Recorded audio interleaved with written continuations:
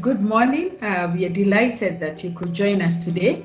I'd like to introduce Invest in Africa before I introduce our speaker for the day. So we are a private sector partnership initiative, and our main role is to drive job creation for economic growth. We do this through catalyzing and developing SMEs to grow and to scale up so that we can prosper our economy. We do this because we believe that SMEs are the backbone of this economy, and therefore when we have prospering and thriving small and medium enterprises, we will have a thriving economy. So our mission is to enable trade between all of you and large corporations by making sure that we are addressing SME skills where need be to be able to address the needs of large corporations. We also want to improve your access to markets by making sure that you have visibility for these opportunities through our Biashara.now platform. And we encourage you that if you're not already a member, please today register for Biashara.now to be able to see what opportunities we have for SMEs. And finally, we improve your access to finance. Today's speaker, Sarah Karinga, has interests and vast experience in building and construction, in real estate, in fintech, in business, speaking, lead training, as well as business networking. She holds various leadership positions. We have highlighted just a few here. It is worth noting that many of them are in business associations. So for sure, she is a peer entrepreneur. She is actually a serial entrepreneur, as we'll get to hear. Some of her leadership positions include Global Business Roundtable, where she's the national chairperson. We have Business Networking, BNI Mavuno Chapter, where she is the president. She is a leader also with the Kenya National Chamber for Commerce and Industry, Women in Business Kenya, Dubai Business Women Council. That is actually an initiative of Dubai Business Network. And finally, she's the Director of Hospitality with United Kenya Club. So we have just picked a few. We'll get to hear more from her. Sarah is also an award winner. So she has been recognized very much for her notable work. Some of the awards include the Africa Business Excellence Awards in 2017, which was awarded by The Voice, that's based in Netherlands. She's also an award winner of the African Business Networker Award, courtesy of Innovative Thinkers, the Aptei Entrepreneurship Award. This actually is an award that she won alongside our First Lady, Her Excellency Margaret Kenyatta, as well as Cabinet Secretary Ambassador Amina Mohamed. So we're very proud of that, Sarah. And most recently, she has been awarded the African Women of the Month just in June this year by Women in Africa for Transformation Initiative, and she'll talk to us a bit about that and how she's helping women leaders to actually rise up. She's an author as well. 3 books specifically. One is Overcoming the Impossible. So you can imagine in our theme of the day, Leading Through Crisis, We're in Good Hands. She has authored a book on overcoming the impossible. She has authored another book, What Successful Business Networkers Do. And finally, she has co-authored with Dr. Ivan Misner, who is also well known as the father of business networking. Together, they have authored a book of Who is in Your Room. And with that, I have the pleasure of welcoming Sarah Karinga. And perhaps to kick us off, Sarah, most welcome. To kick us off, we can begin by just giving us a snippet of your entrepreneurial journey and some opening remarks in regard with that theme. And then we can move on to an interactive session, a conversational session, which we will wrap up with a question and answer question by the SMS. So let's all post our answers and comments as we welcome Sarah. Welcome, Sarah.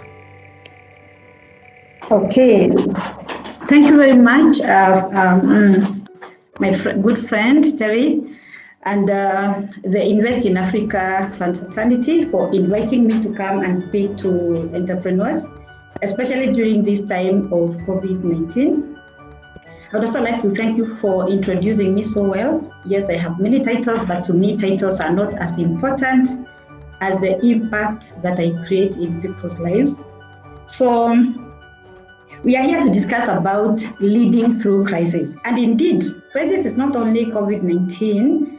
There are many crises that we face in life. Every day we are dealing with crisis.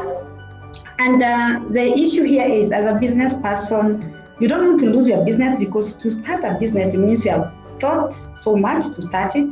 You have put in a lot of resources, your time, money, and all. So you wouldn't want to lose a business, but there are times when you just lose that business. Then, of course, you have to work very hard to make sure that you recover your business, or you recover the losses. And when it comes to resilience, there's not many people who are really able to be very strong to face the challenges.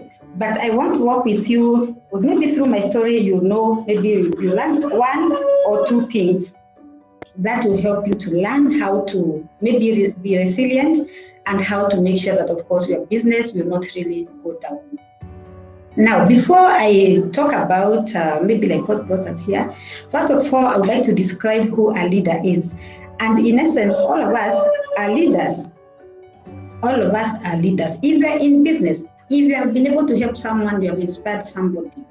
If you are you motivate someone, if you influence somebody else positively, if you mobilize resources, it means you are a leader. If you develop something from nothing to something, then you are a leader. So leaders are not just titles. It is the things that we do that determine the kind of leadership we have, or we are. The kind of leaders that we are determined by what we do for other people. And the more you serve people, if it is your customers, how do you serve them?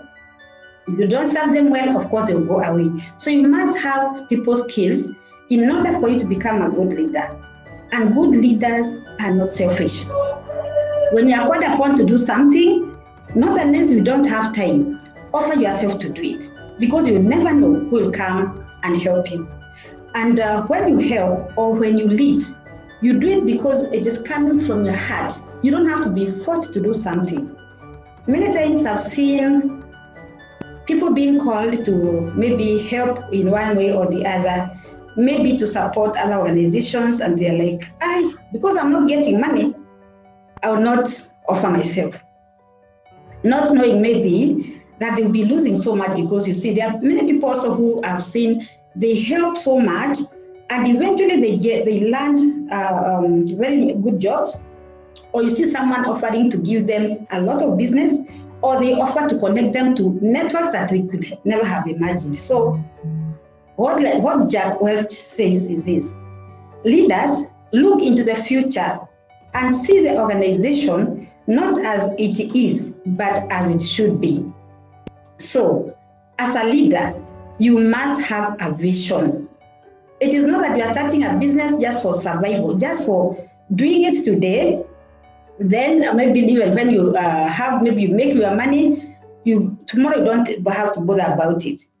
When you look at companies like Toyota Kenya, you look at companies like, let's say Coca-Cola, you look at companies that manufacture, say, Mercedes.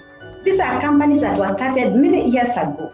So it means these people had a great vision. So now the question I would like to ask you today: what is your vision? Where do you want to be in a few years' time? Are you this kind of leader who you start a business and then when you die with it? So now the question is, as a leader, what kind of legacy do you want to leave behind? Like in my case, what I did, I decided to engage my children in my business. I teach them everything that I have been doing. We discuss, and of course, I want to thank Biashara, which is under Invest in Africa, for helping me walk through with my daughter, because I decided, because now I'm growing old, I want this business to continue even after I'm dead.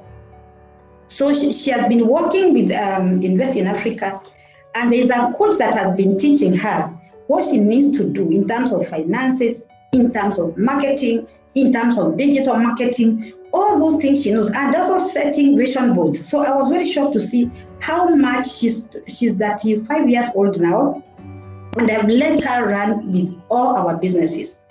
And most parents, unfortunately, what they do as leaders, they think that when they let go of finances, the children will squander the money. I can tell you for sure, me, I don't handle any finances. So all I do is I go to business only once a week.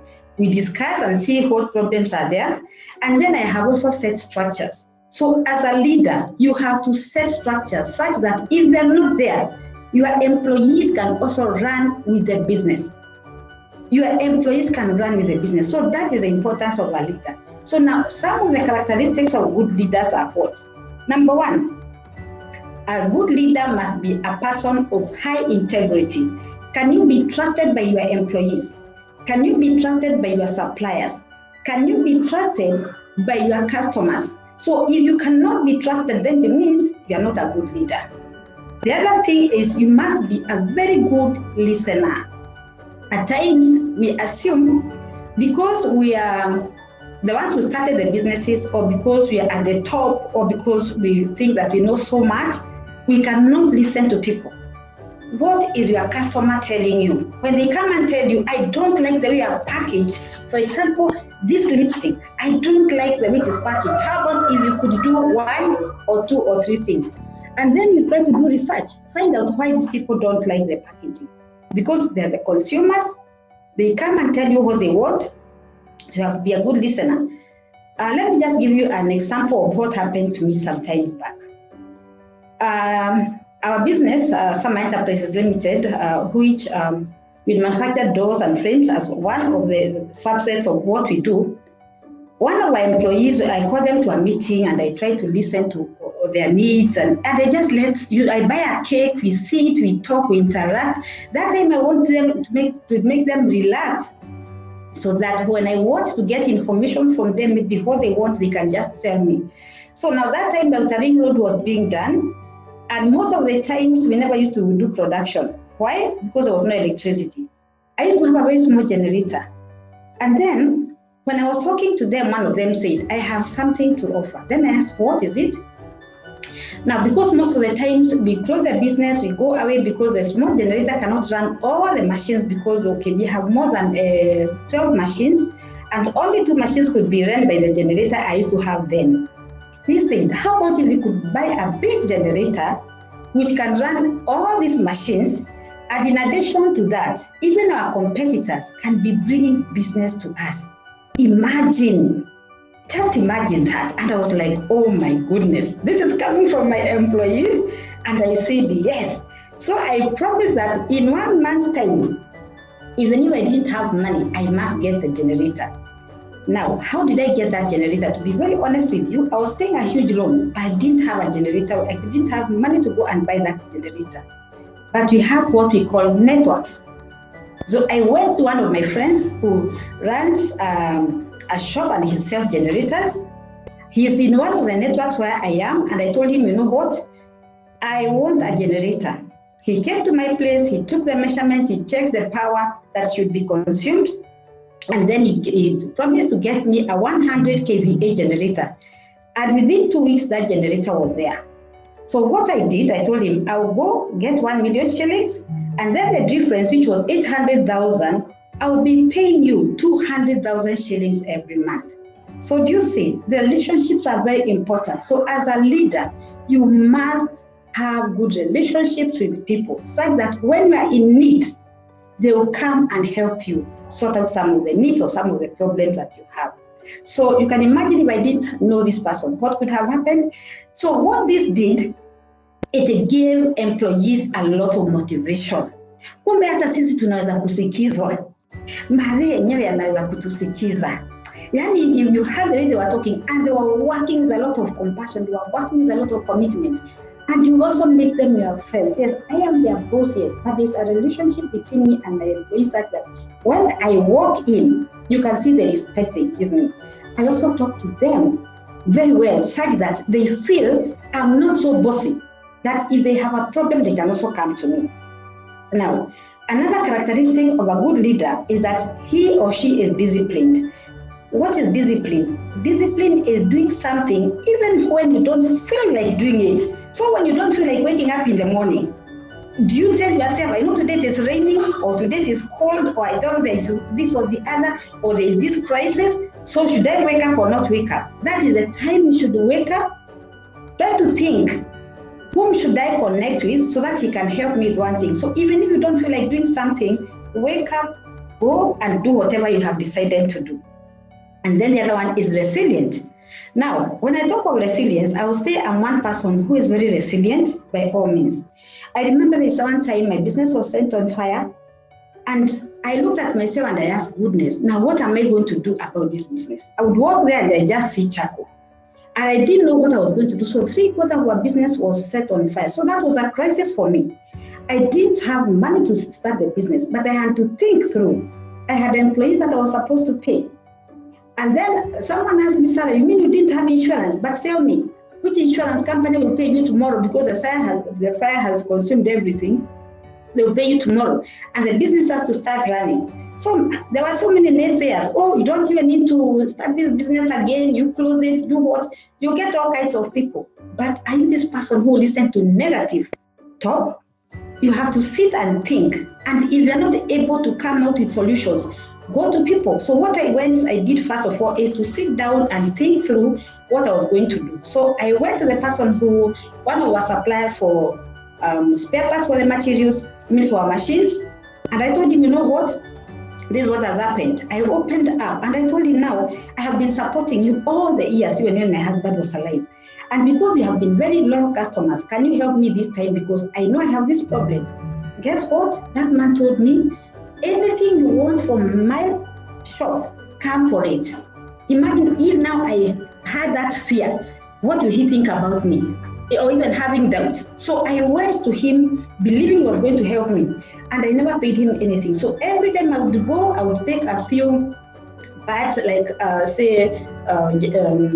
bearings and other parts for the machine, and then I would take like 1 or 2 machines. I would come, I run it, and then the machine would of course crash again. Then I would go back again and take more.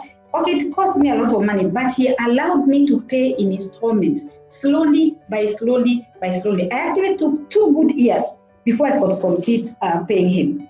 But how about if I decided just to sleep and say, this business has now been consumed, so I will not try. So in times of crisis, try to hold yourself, pray and believe that you can do it. So if I didn't believe that I could do this business, I could still, by today it could not be there. But I can tell you, I went step by step by step by step. And then after that, I didn't even roof. I could not manage to roof my construction because still I was paying a loan. But what I did, I took some roofing materials, so I would roof for each and every machine. So you can imagine the site at that place. I didn't give a damn, because at times you're like, what will people say about me? What will XYZ think about me? But that is their problem. But because now the machines were back to production, now I was able now to go and see somebody else who came and roofed my entire place, gave it a new look, and I was full now in production. And now if you come to my place, it looks good. So if I looked at maybe like what people would say, then it means my business by now could not be, of course, in operation. Because I was looking at my employees and I was saying, these employees, my husband started with them many years ago in 1996. He left me behind. Now surely am I going to let them go? They have been so good to me. What can you do, Sarah, to make sure that these people are going to help you to continue doing business, so that even them themselves can also be able to take care of their family? So I actually thought more about them than me, because I have other sources of income. Then there was also, besides now, of course, the financial loss, of course, then the insurance company took very long before they paid me. And when they came to pay me, they only paid me 300,000 shillings. Is that what I was supposed to be waiting for? So you also have to be very careful. Also, when you're in business, we have to insure with good companies. Let them come, they inspect, they tell you, and then, of course, make sure that whatever agreement is written in that document, you understand it. And if you don't, consult your lawyer. Now, I had another challenge. As I continued in life, even after my husband passed on, one of the biggest challenges that I can tell you I encountered was my child. One of my children, who is my son, engaged himself in alcoholism. So you can imagine the attempt of being caught by the cops, to be told, Sarah, you know what, madam, and you know how cops are. Mtoto wako ako hapa, amechapwa sana. You can imagine now, you want good children, you have brought them up so well, but this child decided to do whatever he wants to do, and he was a total alcoholic. He would run away from home, he would come to our businesses, take money, go drink with friends, then at times he would disappear. Again, I'm called by cops to be told, you know what, your son has caused a very bad accident, and I think he's dead. It's in this particular hospital. And that time is maybe like 3 a.m. or 4 a.m. in the morning. I have to wake up and go to check my son in the hospital. By God's grace, he didn't die. But you see what? The following day you see me, yes, maybe I'll be looking dull, but I'll try to wear a smile. And I will not really, I continued working hard, and I continued praying for him. And I can tell you, can imagine, you are trying to run a business, but you know deep in your heart, you ask yourself, what am I working for if my child is the way he is? So my worry was, in case I die like today, how will my child be? My worry was, in case I'm dead like today, what will happen to these businesses? How will he behave towards his sister? But that is a long story. That is something that is already gone. I struggled with him for 10 good years. I can tell you today, after all that struggle, my son is back to normalcy. So he has his own business, but I had to make sure that I work hard for my business, for himself, for the other family members, and because everybody was looking up to me. And when they look at me, they say, Sarah, we thank God because you are such a strong woman. But I can tell you for sure, it is fighting the enemy and trying to make sure that, of course, facing situations as they come, and knowing at times, there are those things that nobody can help you. It is only you, but you have to be so determined and to always confess positive things into your life and believing that you can do it. And eventually, this is what has happened. So you have to have that positive attitude and believing that things can work. Then the other thing is that you have to be very decisive. A crisis has come. What decision are you making for yourself as a person? What decision are you making about your business? Do you want your business to continue? How do you want it to continue? Yes, it has crashed.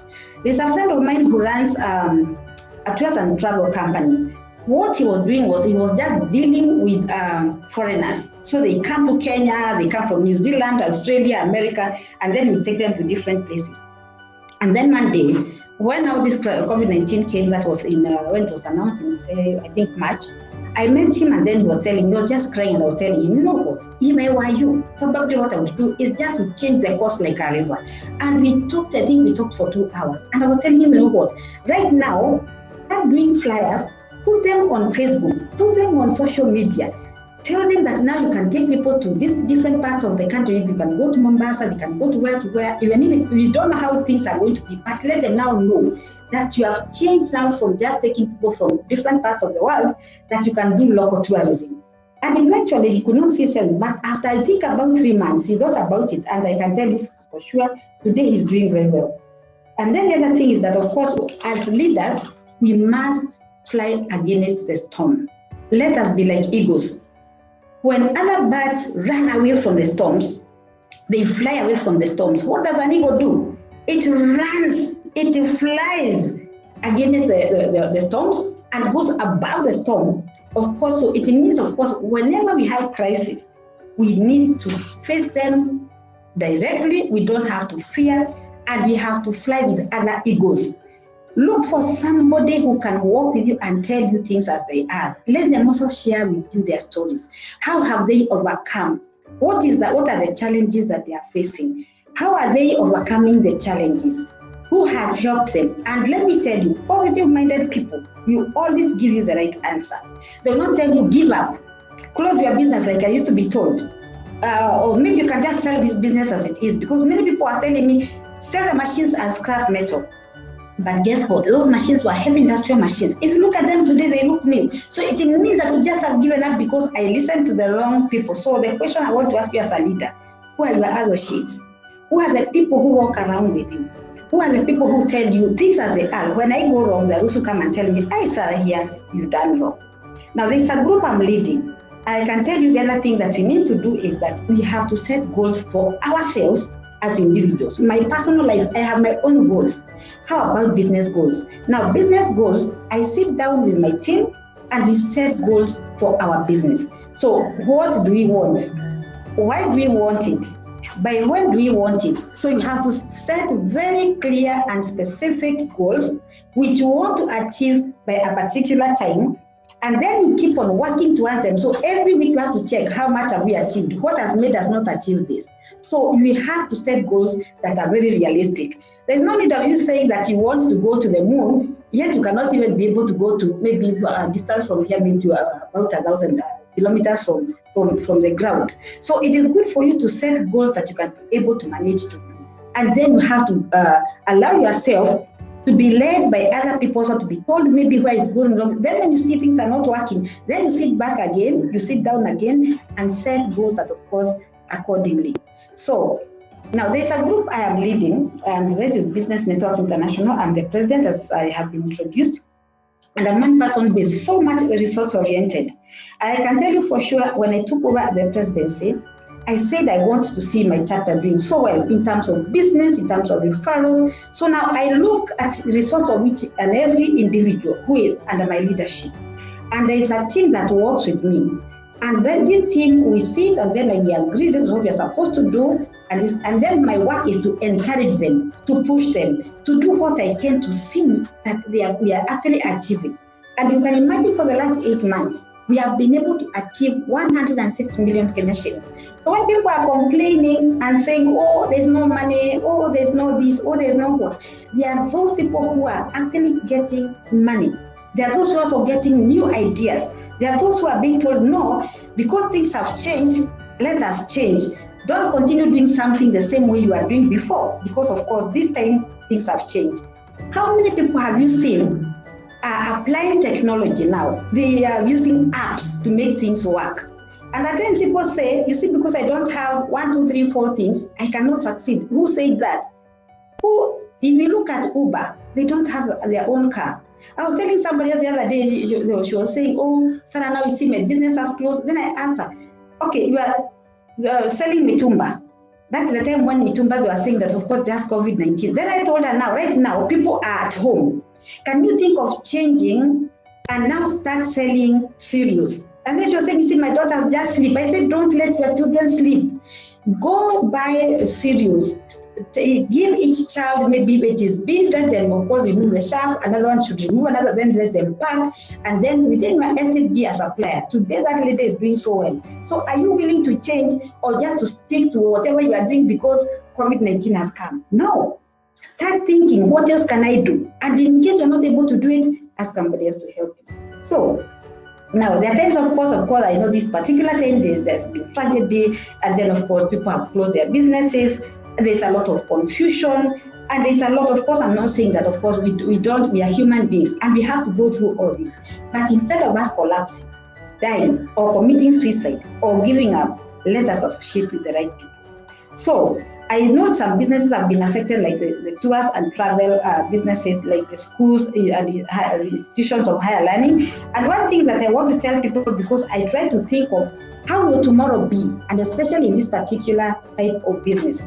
I'm looking in a situation whereby if you are a school owner and you are listening to me today, let me tell you, in future, we are not going to have those classes. We shall be teaching our children using Zoom or other types of software. So start thinking, how are you going to negate that?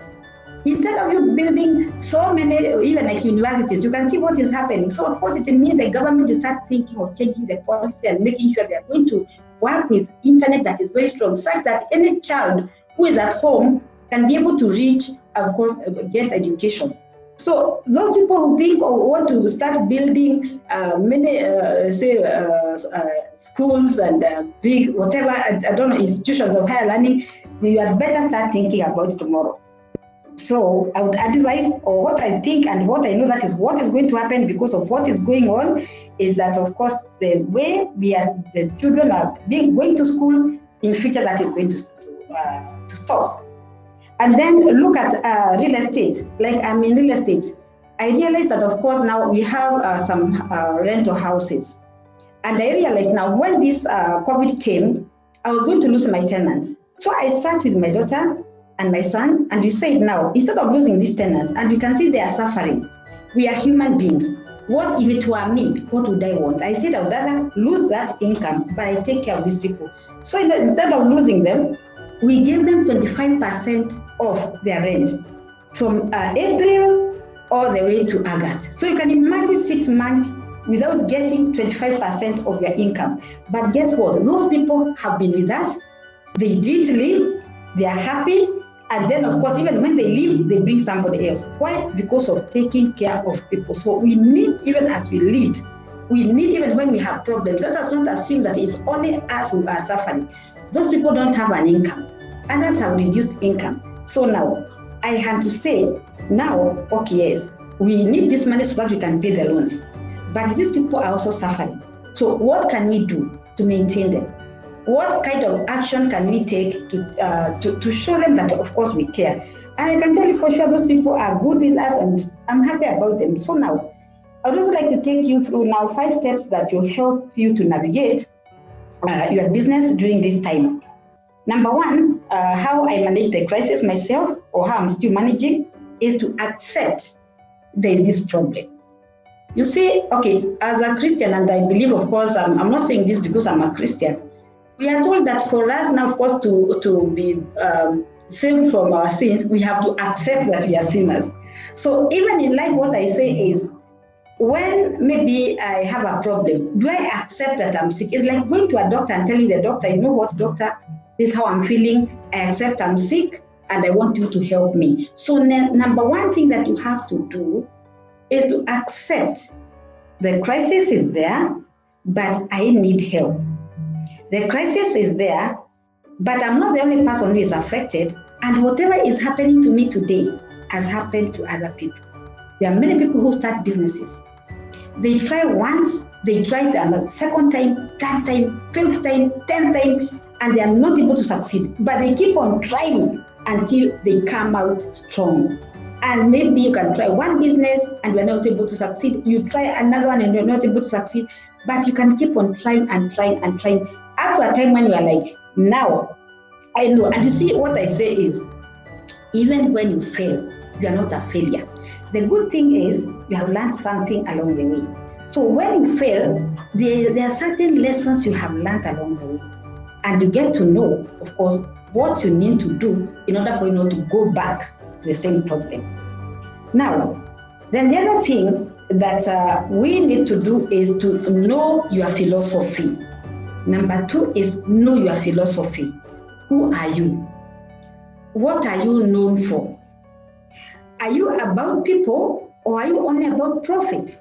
Let me tell you, if you work for profit, then you are not in business. But if you really care about people, the kind of thing that you are manufacturing, are you considering that if it were me, for example, like the example I gave, what would I want? If, for example, I'm manufacturing water, am I manufacturing the right water so that even when people take it, they'll be happy about it? Or do I just pack the water, I take the water from the tap, I don't even purify it, I just sell it to people because all I want is money? Eventually people get to know you. So it is important for people to know who you are. If people know that you are a person of integrity, they'll come to you. Even in this particular time when there's this pandemic, I can tell you for sure, there's one person that I know. He has done so well when it comes to selling land. We have given him a lot of support because, you know, when he says his titles will come out after 8 months, he makes sure the titles come after 8 months. So that is how we know him. So what is your brand? What is your brand? So what is your brand is what you are known for. That is, so in this case, what it means is that if we want to make sure that, of course, our businesses survive, we have to be known for who we stand for what we stand for. If you are known for truth, of course, people will support you. When you cry to me and I know you are a person of integrity, I will come and help you. So that is one thing that you need to understand. Now, at Sama Enterprises Limited and our other companies, because we are also in hospitality and we also do now the rentals, I realized that there's a time we closed because, of course, we also scared of COVID-19.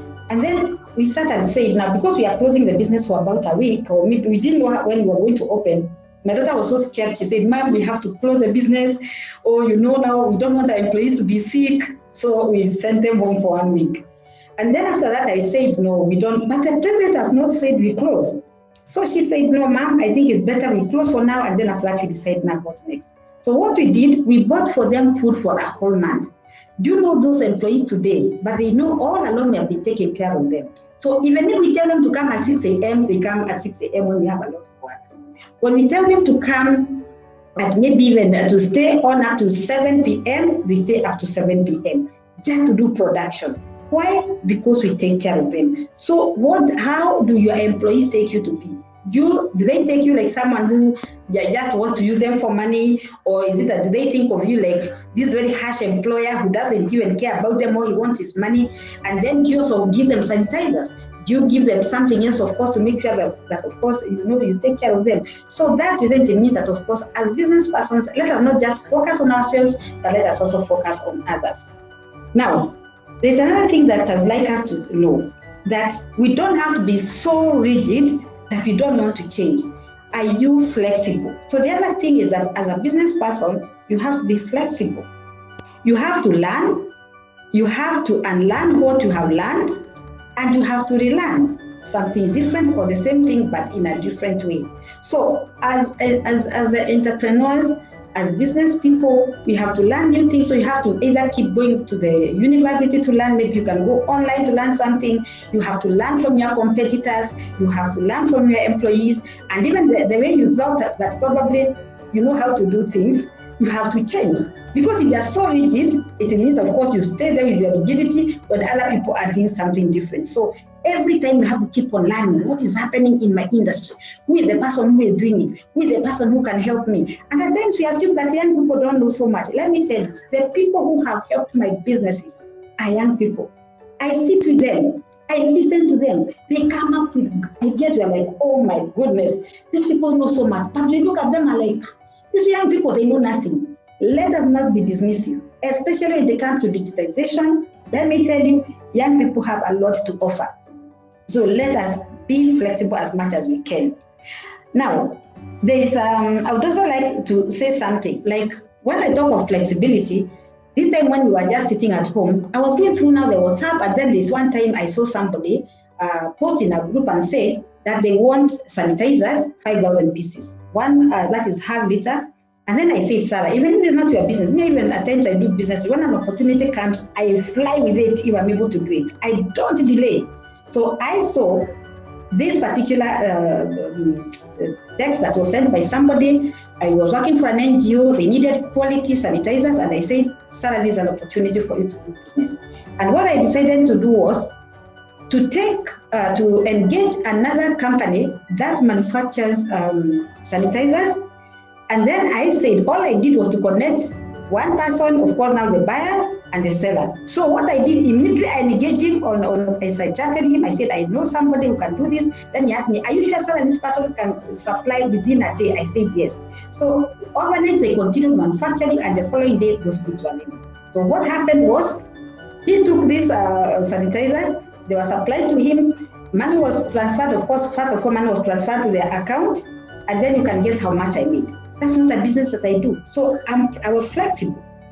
And you can imagine, so you can take 5,000 pieces, multiplied by 150 Kenya shillings, because that was now what my earning was. So how much was that? So at times you just sit and say, this is not my business, so why should I do it? Who said that? As an entrepreneur, you need to start thinking, what else can I do? So that time I was just there, and I was not doing that business myself. I mean, that's not a business I normally do every time. But because I saw an opportunity, I flew with it. I made good money. And so when people are complaining about they are not being managed, that was of course swimming in money. So I think that has opened our eyes for opportunities. If you can do it, that is, there's Richard Branson who says, if someone offers you an opportunity that you are not sure of, say yes, then learn how to do it later. So even if maybe I didn't have this, I could have asked many other people to get me the quality, and this person was also very happy. So let us not start blaming COVID-19 and start thinking of what next, with who and how. Then the other point is you must network. Let me tell you, I'm known as the queen of networking. The reason why I'm called the queen of networking is because I learn people, I connect with people, and then from there I connect them for opportunities. If I'm able to help one person and another person come together, they do business or they share opportunities, that is what I do. And the reason why I'm the queen of networking is because I really care about people. And because I have seen what networking can do, it has transformed me. It has made me to become an author. It has made me to become a speaker. Networking has made me to become so strong and very brave that I can face any challenges. And all this is because it has come over time. I have practiced to become a good leader when it comes to business. And all this has come because I have learned from the people who are at the top. You can imagine just being so brave. I went all the way to the US to meet Dr. Ivan Meissner, who is the founder of Business Network International. Why? Because I wanted him to mentor me when it comes to business networking. And we talked and talked. And he showed me, of course, what I need to do, what I don't need to do. And then I told him about my books. And guess what? He asked me to co-author with him a book. Imagine, just because I was so determined to meet this man. And I knew the only place I would meet him, because I knew if I went to his office, I wouldn't find time to talk to him. I did my research. This man was going, of course, was in a cruise ship, and I met him there. And every morning, because I was so determined, I would meet him for 30 minutes and he would mentor me. Imagine that kind of a determination. So, and before that, I had tried getting a visa, the US visa. I was denied that visa 3 times. And every month I would go back for the same. I would go back the second time. I went that time, but 4th time, I got it. Look at that kind of a determination. So if you are a leader in business, even when you are doing business, keep on trying so many times. All you have to do is to change the course as a river. Then you must be very visible. Let me tell you, when I was growing up, unfortunately, my grandmother used to tell me, don't look at a man. Don't look at a man, or don't make your face to be seen by a man, so you need to look down. But today I will tell you, no, you have to look at situations, very well. Even people, talk to them with a lot of bravery. Show people that you are very confident. So when my grandmother used to tell me not to do that, if she was alive today, I would tell her, you know what, Granny, your way of doing things those days is different. So we must be visible. Even your own business, you have to be visible. There is no way today you can do business and you are not visible. What we mean by visibility, you have to make sure that, of course, you and your business are visible online, but make sure that you post the right things online, because you see, the internet doesn't forget. So make sure that it is your business. How do you package your business? How do you put a website? So you have to have a website. If it is on social media, make sure that, of course, whatever you're posting on social media is good. Then from there, if it is billboards, make sure that whatever you post on billboards is something that is attractive, that, of course, people look at it and they're like the way I've been seeing a Safaricom. There's something that has really captivated me, and I was looking at it and I was like, oh, this thing means a lot. Tended to QK. What does that mean? Let's go beyond. So now, when you look at that kind of a billboard, what does it teach you? So even you, wewe unakiuka ukienda kufanya kazi zako, unakiuka, are you going beyond? Are you giving your customers more? Are you giving them maybe a small discount even during this particular time when we have this problem? Are you this person who feels like, oh, because I don't have enough money, I cannot give away? Also have some giveaways. So when you are visible, people will remember you. Some people, when of course this thing happened, they decided not to be visible at all. But those people who have been visible online, I can tell you for sure, they are in business. So be as visible as you can. Even on WhatsApp groups, say who you are, your business. There are some people who just stay in the WhatsApp group and don't make use of it. If it is your status, instead of it just being there, there's nothing, instead of posting things that are not important, put your business. Another time you can put something interesting, so that, of course, you can also entertain people, so that you can also start connecting with people. And then when it comes to, say, like even your profile, what do you put on your profile? You can either put your company logo, or you put a very beautiful image about yourself, or you can put your website, okay, so that whoever looks at your logo, your profile, you see that logo, or they will also be able to see your website, and then they'll visit that. So for now, I think I wish to stop there. I just tell you that we have to, as business people, we have to work very hard. There's no giving up. There's no space to give up, but you have to take risks You have to be innovative. And before I conclude, I hope everybody is looking at me. I think you can see this small thing here. This is a small ball that I use when I am under stress. I just press it like this. I press it like this when I'm driving, when I'm in the jam, I press it, or it just makes me to exercise a bit. When you look at it, it looks very beautiful. It is red in color. This is my color. And then if you press it like this, you can see it has been deformed. Now, what has happened is that today, because of the things that we are facing, we are deformed by them. But once we start releasing, we go back to form. Look at this, it has come back to form, yeah? But when you press it, this is what happens. So now, do you want to continue being like this, looking this ugly? Or do you want to look so beautiful like the way it looks? You see, you have released the pressure. So when you look at this ball, it looks very beautiful because it has released the pressure inside it. So let us be like this ball. So even if you forget what I have said, please remember this ball. Crises are there. They'll press you, they'll compress you, they'll give you sleepless nights, but you have to start releasing. And for you to release, you ask people to help you to release the pressure. So may you have a good day, and thank you so much for listening to me. Thank you very much, Sarah, for that very, very, very good discussion and presentation, taken out a lot. Some of the things which you said that, that have really stood out for me as we even look forward to questions from the participants is, to work on myself as a leader, that, prepare ahead of the crisis, just be someone resilient, continued learning, because then when the crisis comes, really overcoming that depends on who I'll be at that time and how ready I am. There was something interesting you brought up, and maybe I'd like to hear your views on that. Actually, 2 items.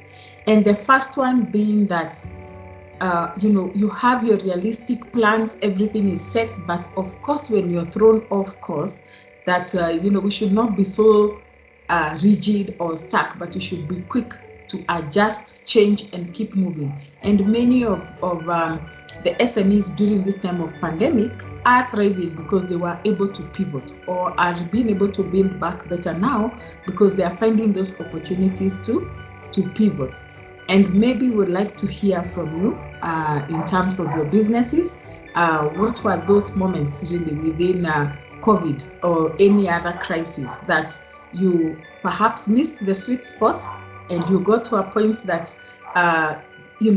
just to give that indicator of that, when is it not too late and you can still do something? Because if someone did not pivot and the opportunity is there today, how do they do it? Secondly is to touch a bit on succession planning, because for entrepreneurs, we are usually one with the company. And as you said, it could be quite difficult, not so comfortable to start beginning to let go. What are some of the deeper insights you can give us to encourage us or show us really when is the right time to begin succession planning? And if I do not have children, what would really be the way to go in terms of succession planning to ensure that I can build a business to last? So a few insights on pivoting, and especially if I have already missed the spot or the sweet spot there, but still I'm where I am now, things have to change. And secondly, on succession planning. And then we'll go to questions from participants. Thank you, Sarah. Thank you so much, Terry. Now, about adjusting the plans, even to recover in terms of crisis, I want to say that I was not affected. Number one, of course, as I said,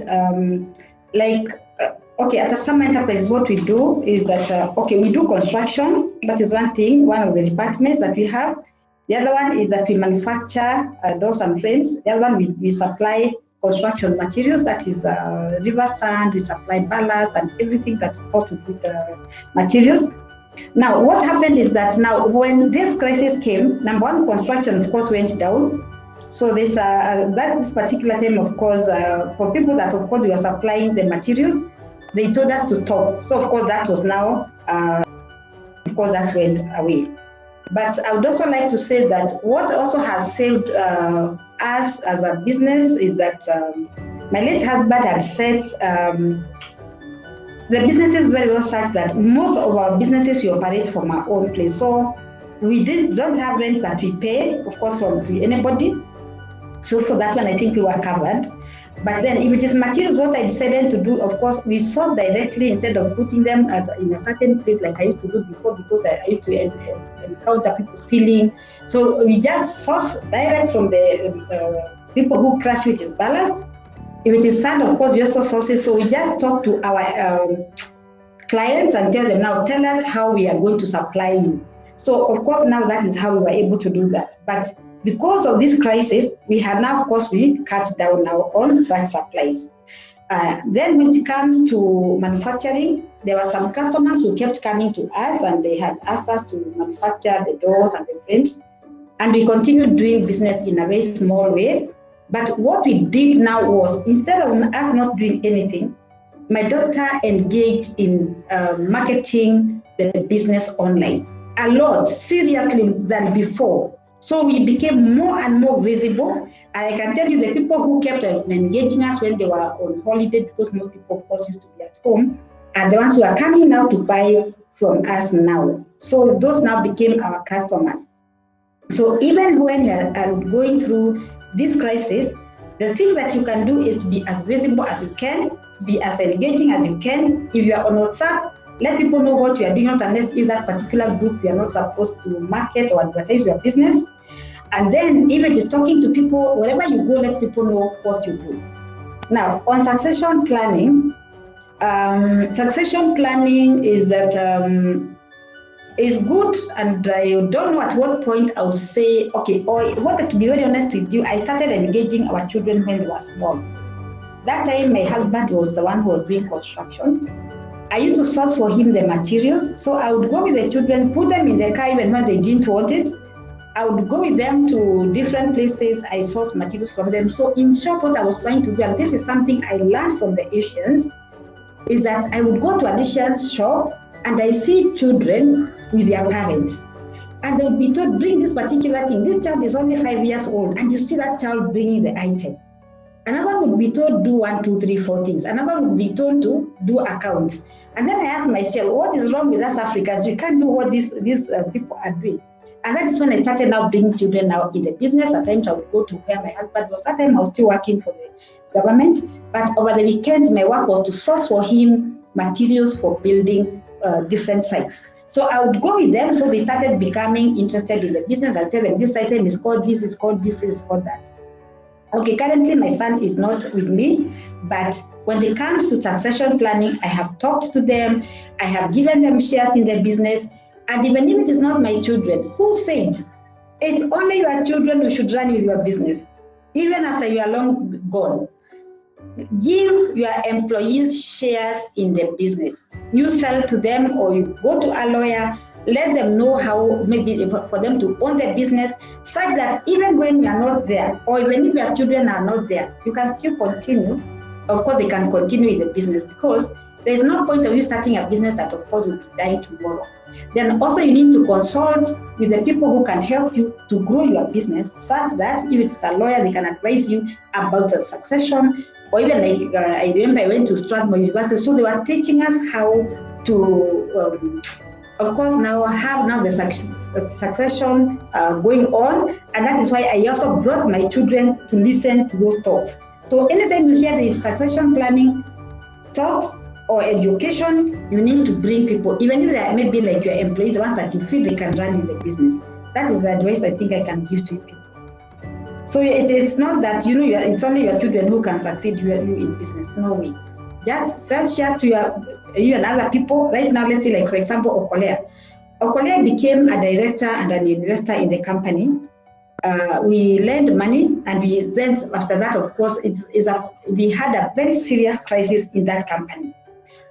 When the head of state announced and said that anybody who, of course, is, say, like companies like us that are lending money, and of course they owe us money, those people owe us money, we shouldn't take them to CRB.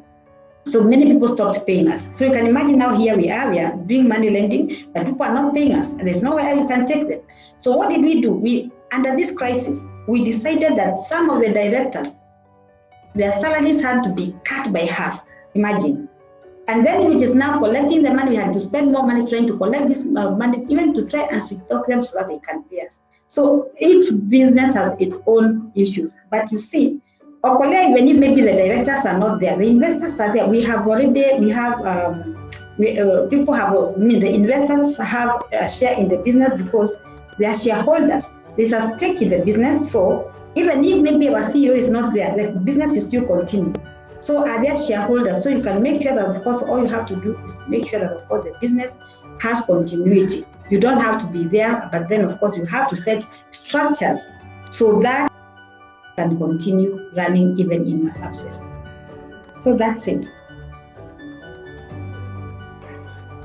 Thank you so much, Sarah. This is Dennis. I'm standing in for Terry. She's been switched off from the Michilos network. So from the chat, there are some questions that are coming and some comments. Kezia is saying, thank you, Sarah, for telling us the full story, the good, the bad, and the ugly, and giving us insight on how to navigate the storm. Helen Wangeshi is saying, many thanks, Sarah. Powerful, inspiring message here. Thanks, Invest in Africa, for networking opportunities and that you provide to us entrepreneurs. There's one question from Emma. She's asking, do you reward employees who show exemplary performance? And if you do, how do you do it without straining the rest of the employees' relations or making them feel discriminated in the organization? Maybe Sarah, you could respond to that question. That's a very nice question, and thank you very much. How I reward my employees? It's not only my employees who are at work, even my house girls. There's a way I reward anybody who does good.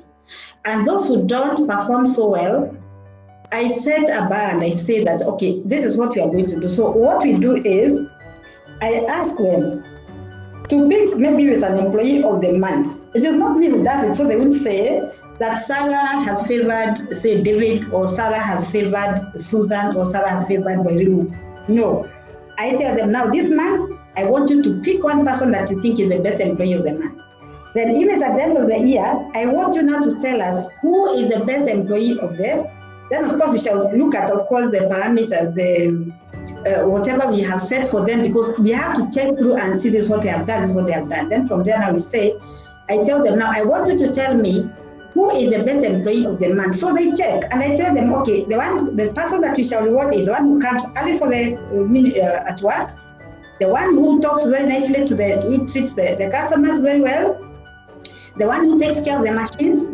If it is the drivers who supply, we of course the drivers who arrive on time. So you give them a lot of motivation so that they will be looking forward now to where, of course, so within themselves they compete so that because they know at the end of the year there will be something. So I can tell you for sure, some of the employees that have been with us for so long, from 1996, I think ones who have been with us for between 12 years and say 20 years. Each one of them, I have given them a piece of land, because also one of the things that we do is selling of land. So I bought some land and I told my children, you know what, these people have been with us for all these years. So now, even if I'm selling this land, what I can do is I'll give them each one a portion. So all those, the ones who have been with us for more than between 12 years and 20 years, I give them each a piece of land. That is one thing that I do. Then, except now this particular time that there is this COVID, at the end of the year, there will be one who will be the best employee of the month. So, say of the year. So I'll give them like a good token, maybe like say, I'll give them like say 20,000 or 30,000, they go and enjoy the family. And then at the end of the year, we shall all have an end of year party. Always know that I'll book trains for them to go to Mombasa with their family, and they just, of course, enjoy themselves, or whatever they want to do, whatever they want to go to. That is how now I try to encourage and motivate my employees. Yeah, so that is, and then of course, when I say that, of course, the employees try to, they pick who is the best employee.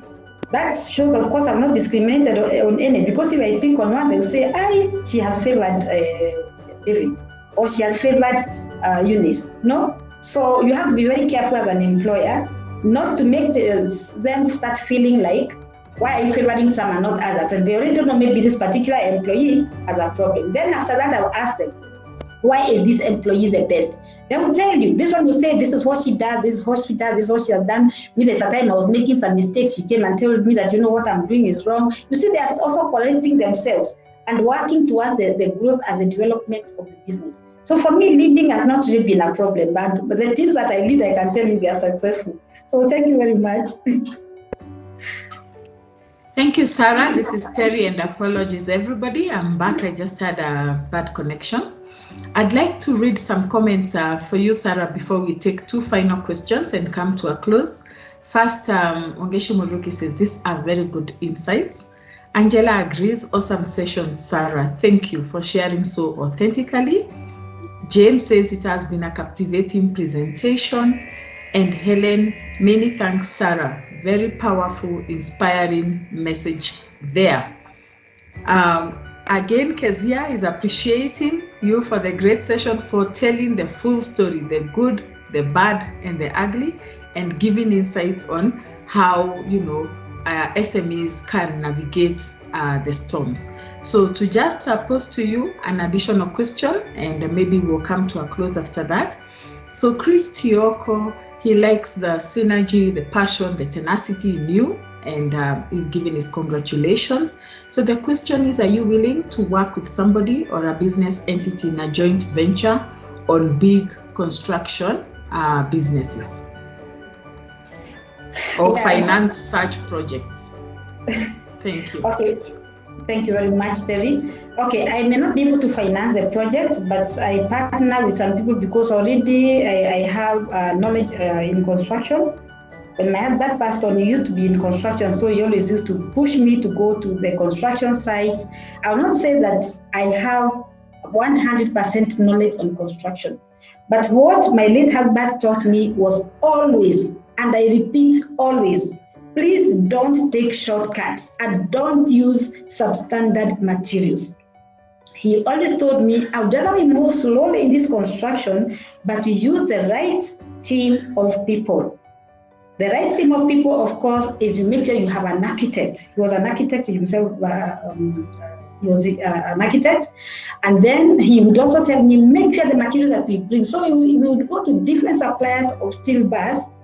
And the business, the company he loved most was Tononoka because their steel bars were very good. I can tell you for sure, even today when I'm building, I go to Tononoka or Doshi. Because when I look at them, then of course there is a way the steel bars are measured. So we take samples and we check and see they're okay. So I would rather buy something very expensive. So for me, quality is very important. Then it is the sand that we use.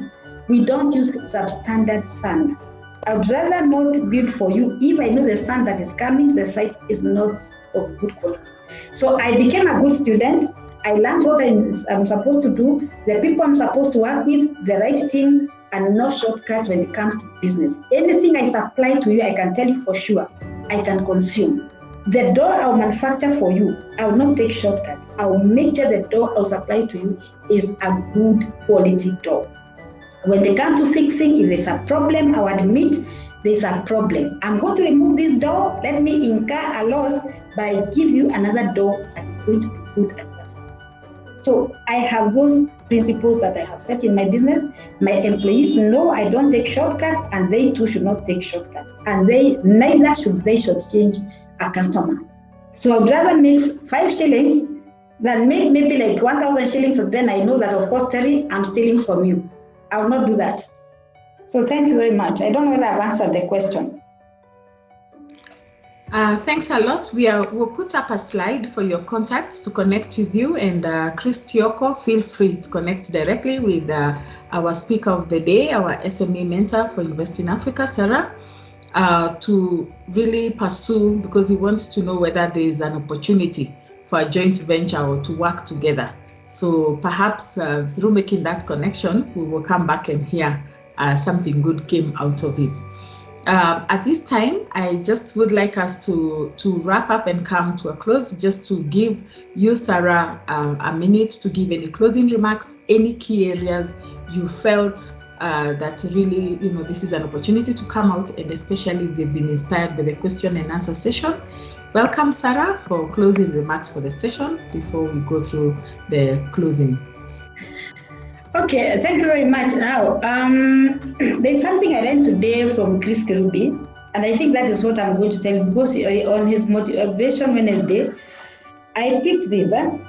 Do not be worried if time has gone by and you have not achieved what you set out. Of course, this particular time, there's a problem because of this COVID-19. So do not be worried if time has gone by and you have not achieved what you set out.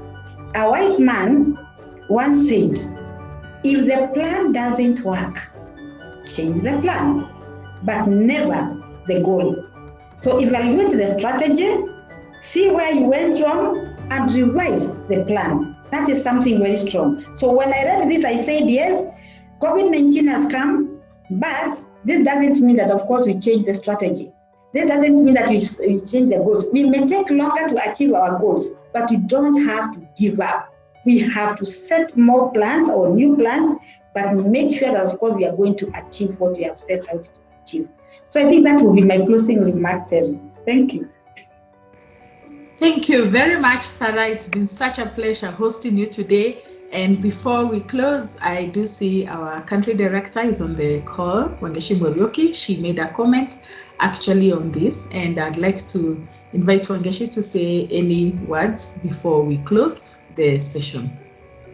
Hi, everybody. I'm really sorry. I think this is just an ambush. I was in to listen and gain from the mentorship of Sarah, but I really want to thank you, Sarah, for inspiring us today, and to state that you are truly authentic. Most people are not willing to really share the journey and the difficulty, the bad, the ugly side of the journey. And this really helps us to resonate as entrepreneurs, and also for myself as a business leader. I've picked a lot of insight, but your passion continues to just amaze me. So I'm truly, truly grateful. There's so much to learn from you and to draw from your experience. I think today we have gained some critical lessons on networking, on succession planning, and integrity of the business. That's one of my biggest takeaways. Integrity to customers. If you don't compromise that, and how making that a business imperative is so important. So Sarah, you have really, really helped us. And definitely I know that there's something that each of us will be able to take away from this presentation. We thank you for your mentorship and look forward to many more opportunities of working together. And I also really have liked the analogy of the ball that you use to squeeze when you are under pressure. I think that's really, really a great thing. I'm just going to look for one.